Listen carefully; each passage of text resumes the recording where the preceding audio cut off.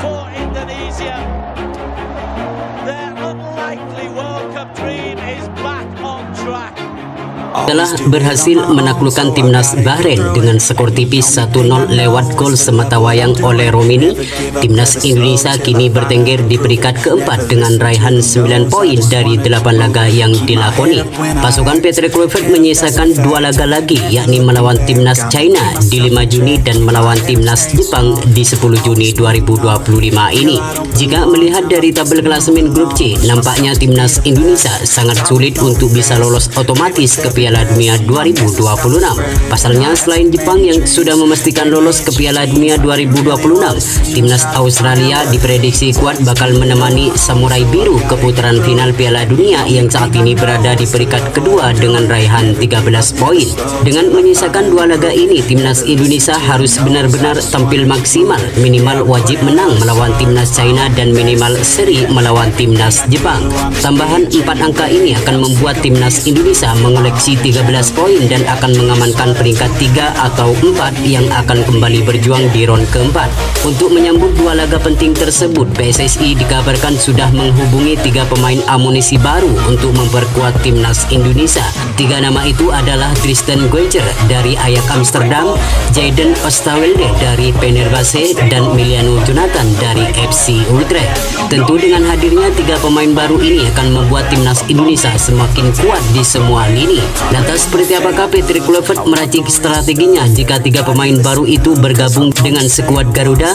Dan berikut ini merupakan prediksi starting line up timnas Indonesia versus China di matchday ke-8 ronde ketiga kualifikasi Piala Dunia 2026 zona Asia.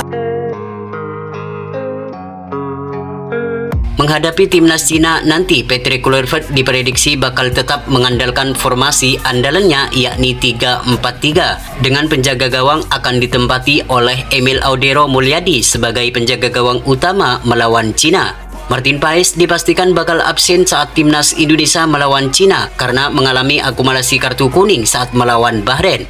Ini akan menjadi kesempatan bagi Emil Audero untuk menjalani debutnya bersama skuad Merah Putih. Soal kualitas, Emil Audero juga tidak kalah mentereng dari Martin Paes. Pengalamannya bermain di banyak kompetisi benua Eropa akan menjadi pengalaman berharga untuk dibuktikan ketika melawan timnas Cina di hadapan ribuan supporter Garuda. Selain mempunyai refleks yang sangat bagus, Emil Audero juga mempunyai ketenangan dalam mengantisipasi berbagai tendangan keras dari lawan. Dengan absennya Martin Paes karena akumulasi kartu, maka bisa dipastikan Patrick Kluivert akan memasang Emil Audero sebagai penjaga gawang utama melawan Cina di 5 Juni mendatang. Sementara untuk di sektor lini pertahanan, Emil Audero bakal dikawal 3 bek sejajar, yakni Rizky Ridho dari Persija Jakarta, Justin Hubner dari Wolves, dan Jay Ilses dari Venezia FC. Rizky Ridho kembali tampil menjadi starter saat timnas Indonesia melawan timnas Bahrain kemarin. Penampilannya sangat baik dan tidak kenal menyerah dalam menjaga pertahanan timnas Garuda. Selain itu, Rizky Ridho mendapat pujian habis-habisan dari pelatih timnas Indonesia Patrick Kluivert. Patrick Kluivert menilai Rizky Ridho pemain yang tidak kenal menyerah. Selain itu, Rizky Ridho juga akan lebih bersinar ke depannya jika tidak berbesar hati dengan penampilannya.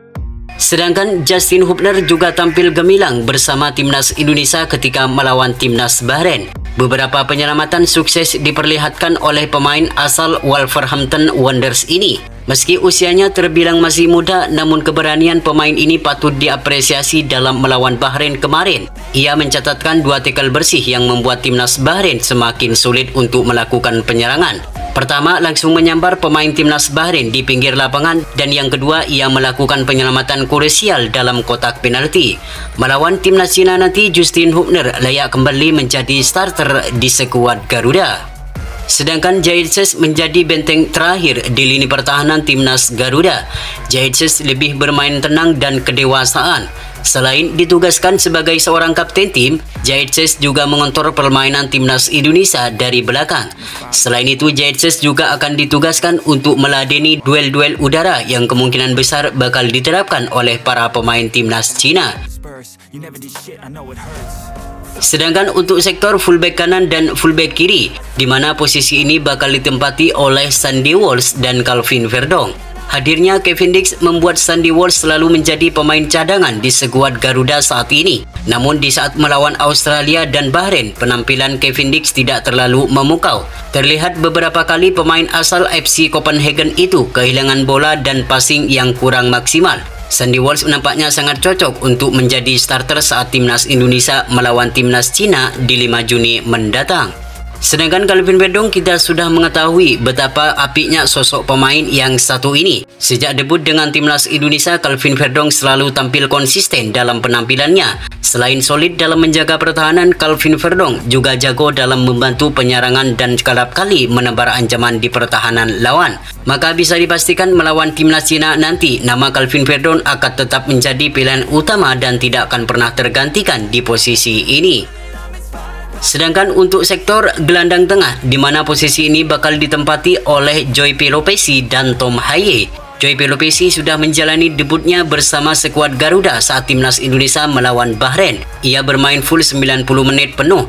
Ia juga mencatatkan 85% umpan akurat dan clearance 2 kali serta seluruh duel berhasil dimenangkan oleh pemain asal Lomaleska itu. Selain itu, dengan hadirnya Joy Pelopessy, permainan Tom Haye akan lebih leluasa dalam berkreasi untuk memberikan umpan manis kepada penyerang Garuda yang berada di pertahanan lawan. Selain itu, dengan hadirnya Joy Pelopessy di sektor back pun seakan ada pelapis karena Joy Pelopessy jadi orang pertama yang mengantisipasi permainan lawan.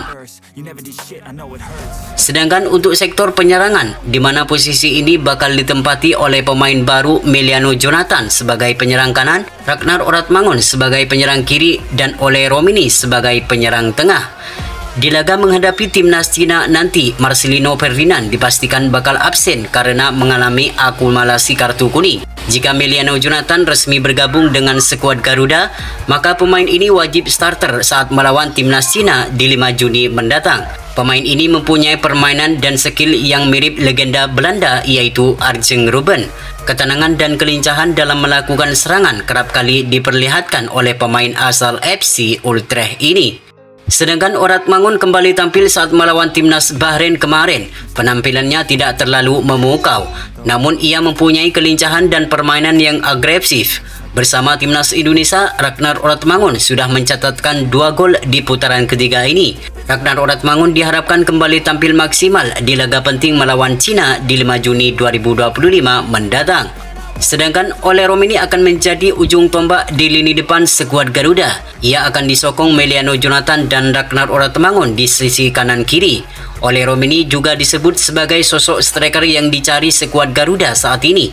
Pasalnya, ia melakoni 2 laga dengan mencantumkan 2 gol bagi timnas Indonesia. Ole Romini diharapkan kembali tampil gemilang di saat timnas Indonesia melawan timnas Cina di 5 Juni nanti. Selain mempunyai naluri gol yang tinggi, Ole Romini juga mempunyai kecepatan dan skill yang mumpuni. Kelincahannya kerap kali merepotkan pertahanan lawan, maka tak heran jika pemain asal Oxford United ini selalu menjadi andalan utama di lini depan skuad Garuda.